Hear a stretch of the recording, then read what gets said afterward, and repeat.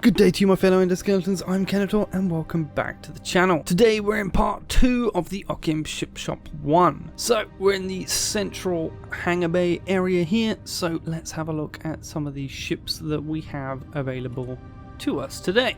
Starting with this small one on the left. Flying down, we see this one is called the Cavalier. The Cavalier, made by Trilobot, is a compact speeder equipped with the ISAN navigation system and 2 box thrusters. It's an enjoyable, quick and very manoeuvrable ship, everything you'd expect from a speeder. The Cavalier also has stylish, well-lit maintenance hatches, and you'll find this is a pretty cheap ship at only 1.3 million. So let's have a little look-see here. Nice little bit of detail on the back there, we're using the typical yellow and green Okim colours. Sneaky little receiver hidden in there, lovely jubbly. And there we go. These are the stylish, well-lit maintenance hatches. Oh, cool. Back comes up and down here, I think. Nice, nice, nice, nice. Very similar to what I've got on my speeder as well. Very cool, very cool. Now this does look better well lit than the side hatches, that's for sure. If only there was a way to keep the lights on while it was closed, I think that would definitely look a lot more cool. Let's see if there's a button for that. Jumping in the pilot seat now. Very, very simple layout. We've got a shutdown button, turtle and cruise, and your usual bars, and the controls all hidden around the edges. So it doesn't seem like there is any light switches anywhere to keep those on, which is a real shame because I think that would look pretty damn cool, just have those lights on all the time. Is this another button for the hatch? Open. Yes, it is. So let's have a little look at the ship. Just 2 box thrusters, very, very tiny, minimalist design. This is probably one of the smallest speeders that you can get that will go anywhere near a decent speed, just because it's so lightweight. Very nice minimalist use of the floor plates here on the top and most likely the bottom. But since I can't see on the bottom, there we go. Yeah, similar on the bottom as well. Let's flip back up the other way. So yeah, pretty cool design. If you're after a speeder, this is certainly one to consider. Looks pretty nice and will most likely go pretty damn fast. Moving around, continuing with the small ships, we'll do that big one last. Looks pretty cool. This one is Corundum, created by Splat, a lightweight fast speeder bike made with Okim Industry's level of rigour. The ship is designed for unarmed personal transportation with a budget of 1 million credits, with plenty of good looks to boot. The ship comes pre-packaged with a sleek body, an automatic generator management script and 2 box thrusters. Its fuel rod and coolant cells can be accessed by unbolting the plate marked with the blue triangle. And 1.6 million, kind of blew the budget on this one. So let's have a look. Pretty nice use of the decals there, showing that the ship has been indeed updated. I am not seeing any blue triangle though. Maybe it's on top.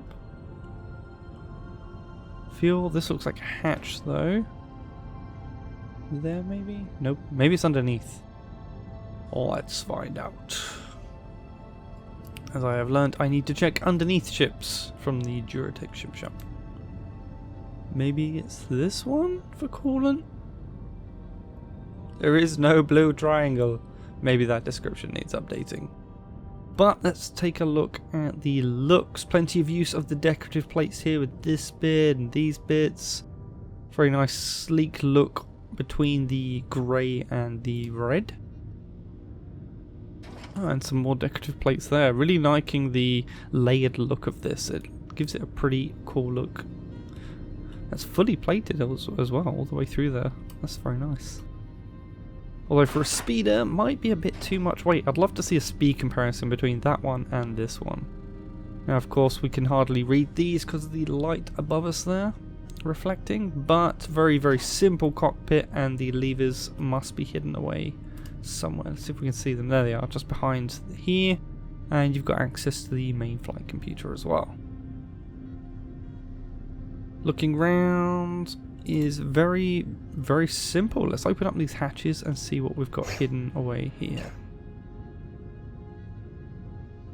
Here we've got access to battery and the main generator. No coolant underneath there. And was there another one at the back here? Don't think so. Okay, so yeah, that's nothing much more to say. It's just a speeder. It doesn't really have any other function. So if you're after, again, another fast speeder that wants to look like a nice sleek bike instead of the short stumpier one, come check this one out. And let's jump onto the next ship.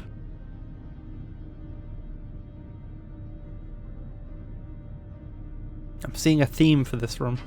Lots of tiny speeder bikes. The Micro, created by Okim, is a simple and easy to pilot personal ship designed to fill the niche of personal transport vessels. The Micro is a small ship that runs on a script controlled generator and is propelled only by maneuvering thrusters. The Micro can achieve a top speed of 100 meters per second and can navigate between distant stations due to ISAM mono navigation system. And this one's 1.1 million, so very, very cheap indeed. There's a receiver straight up front. We've got, interestingly balanced, we've got the fuel on one side, or propellant, and then batteries on the other. Good use of space here.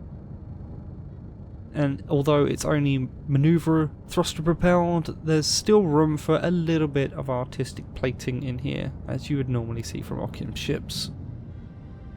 So very nice here. Everything seems easily accessible in and around the pilot seat. Let's have a little look, see what we've got. Pretty standard. You've got standard layout of all the displays, and then you've got your levers around you here, and a few extra buttons for shutdown, turn cruise, and the ISAM button there too. So you've still got a radiator there for passive cooling. Whether that's fully enough to cool this ship or if there is fuel coolant that you need to swap out is anyone's guess. Let's see if I can just get underneath and have a little look-see. Nope, should be 100% passively cooled. Swap back around. Our next ship is the Moti Double. This one can achieve a top speed of 150 with 4 box thrusters and low mass. When it lacks for it in aesthetics, it makes up in speed. Now this is a chunky boy for a small ship. Everything's sticking out the side. Very nice. So here you can take a passenger along with you on a very speedy trip if you need to get somewhere. Seems to have quite well laid out maneuver thrusters, although it might seem a little bottom heavy. Wonder how that balances out with the thrusters. Oh, okay, pretty good. Pretty good. Very nice. And we got the ISAM mono on there, minimalist plating, passively cooled radiator for the generator. And I'm not seeing any coolant that you need to worry about either, so that should be pretty good. Some black painted batteries on each side. So yeah, that's actually looking pretty nice. Very, very minimalist design. A little bit of space in there. And what looks like... I think that's a medium tank. Yeah, that's a medium for sure. So yeah, this should have plenty of fuel to go quite far. The only thing, again, with all of these that I've seen so far, there are no spare fuel rods, so just be sure to keep an eye on your fuel consumption, because if you run out, you'll be stranded and you'll need to call for SOS to come pick you up and give you some fuel rods. But yeah, very, very cool design. I'm liking the shaping done from this. This is very similar to what Duratec does on their ships, but they've done it here, or Okim's done it here with the plates instead of using the rails. Very, very cool look to it. I'm really enjoying this. This is nice. Oh, look, nice little spiky bits at the front. Cool. Let's jump over to our next one. This one's looking very boxy, very van-like. This is piece of cheese. It's a cheese wedge. 1.8 million and no description. So this piece of cheese labelled hardpoint. So I'm guessing if we take this off, there's possibly a hardpoint underneath, which you could add possibly a weapon or a tool to. We've got just one button on the side here and a bunch of hatches. Let's have a little look at the hatches. We've got YOLO. More YOLO. Why does a small ship need so much? I won't attempt to read the YOLO because I am not a coder and I wouldn't understand it in the slightest. Even more. How much code does one little ship need? And even more. That's probably the ice end though. At the back we've got 4 triangle thrusters. Be interesting to see how this flies, how balanced it can be, that being this tiny. Very, very cool layout on the inside here. I'm liking the look of the floor plates used to go around the resource port here.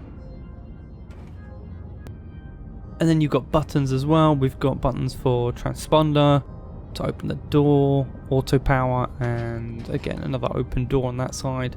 And you've got your standard controls that are on the sides, and then we've got this bit in the middle here.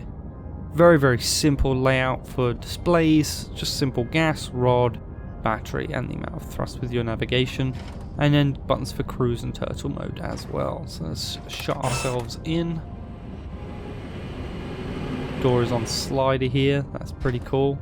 And that's a very, very snug cockpit. I just really like ships that have a great field of view. It means you're nearly never going to crash into anything except for bad flying.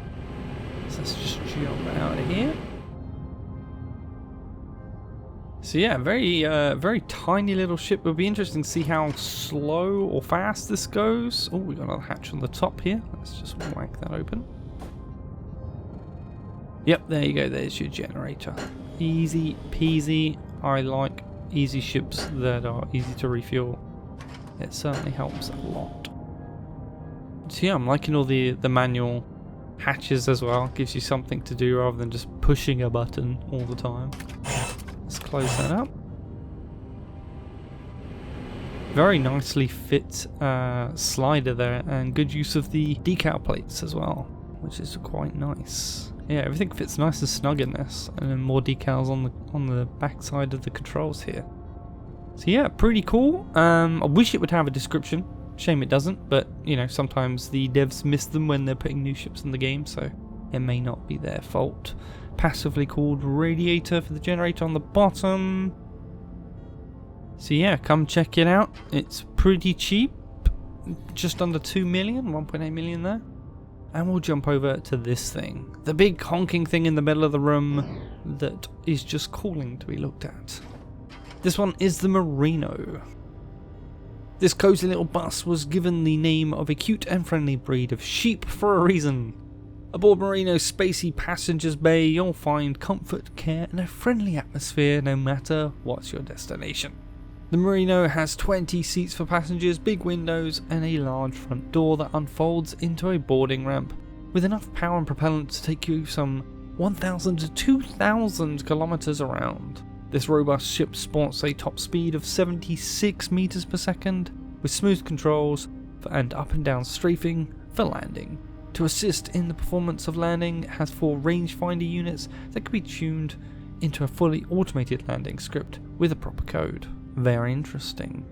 8.1 million. If you've got a lot of people to transport, apparently this is the ship for it. So let's see that front opening section. Oh geez, that thing's massive. One of the biggest doors I've seen. Alright, let's jump on in. Oh, look at these luxury leather seats for your metallic behind to sit down on. Very nice. We've got the manual here, of course. Okim does love to include the manuals, and I think it's something that everyone should be doing on their ships, and I've started doing it on mine as well, just because this is all super useful for figuring out stuff that you don't know that you should know when you're piloting or running a ship. Interesting use of lights in this ship as well, as Okim has alternated between the colour of the lights on the way through. Stops the inside seeming so bland and monotone as these lights can sometimes do with interiors, so pretty nice there. Let's see what it looks like from the outside. Very cool, very cool. Yeah, the lights certainly do help. We've got lots of layers of plating here as well, as we see the triangle plates being used here. We've got a shroud for the thrusters that are pointing forwards here, as well as one on the back here. Plenty of thrust is coming through here as well with all of these main box thrusters, although given the thruster changes, these should probably be binned and another box thruster probably put in there as well. Just because these are so inefficient now, it's unbelievable.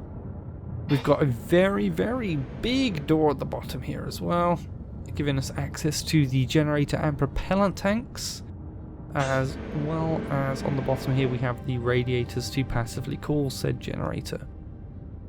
We've got little landing legs here, which is kind of cool, and here you can see the rangefinders as well, which should be activatable from the inside. What do we got here? We've got small cargo lock frames, very interesting. Not sure what this is for, but it's not wired in. Maybe it's just for the artistic looks. And again, more. So yeah, you can take a little bit of cargo with you. So should your passengers have luggage, it will be stored underneath their feet. So that's pretty cool. And they won't take up too much power either. So you can put in like some backpacks or some tools, weapons, you name it. You can keep that in the ship with it. Let's go up to the top side and we can see, again, more windows, more paneling that wraps around, looking very nice. Was there 2 receivers on the bottom as well? No, so there's just two single receivers at the top. Can't set up ice and quad with that, so that'll be interesting to see what that's all about. Let's quickly see what's in here. More access to propellant on the top back hatch here. And with this hatch open, we can get in the cockpit. Pretty nice field of view, obviously limiting in the downward view, so you've got to be careful that you're not going to hit any asteroids that are creeping up on you. Could clip the bottom of the ship. But the control panel, very nice to see the main range finders here right in the middle, so when you're landing you can keep the ship nice and level. Or if you had the time to write it, you could also write an auto leveling code to do all this for you, but it's right here in the middle should you need it. You've got landing mode. When that's turned on, there are all your distances. Obviously they are nearly all level automatically since this is a ship placed in a shop, it's level. Standard buttons for cruise, turtle mode and shutdown, and then your standard buttons here for the cockpit door most likely. There we go. This will probably be the front door. Let's see if we can see that come up from here. There we go. So as a pilot you will know whether that front door is open or not. You won't just fly off with it halfway open, because you can see it if it's open or shut. And of course the lights can be shut off in the cockpits and passenger area should you need. So yeah, really nice kind of design with this. And a nice little bit of shielding there just to stop anything that possibly hits you. And of course the trademark Okim aerial like antennas that he likes to stick on a lot of his different ships. Very nice. There you go, there's the rangefinders there on the bottom for when you come to land. And very nicely thought about as well is that door is level with the bottom of the ship, so it kind of acts as an additional kind of landing platform, and people can just run. If you're landing at the city where it's perfectly flat, you can just run out here and run straight onto the city grounds and everything will be nice and smooth for you. So yeah, pretty cool, pretty cool. If you need a large transport for people, for endos, come check this one out, because this has certainly got a lot of space. Not only that, like you could have it like the London tube system, and you could pack this full of standing passengers as well, much to the annoyance of anyone sitting in a seat. Pack this thing out and get it travelling amongst the asteroids. But that was our last ship for this room. Join us in the next part where we'll be checking out the long room that is at the back before we hit up possibly the 2 larger rooms. If you have any questions or want me to go visit any specific ships and have a look at those, do leave that in the comments below. But until next time, Kenetor out.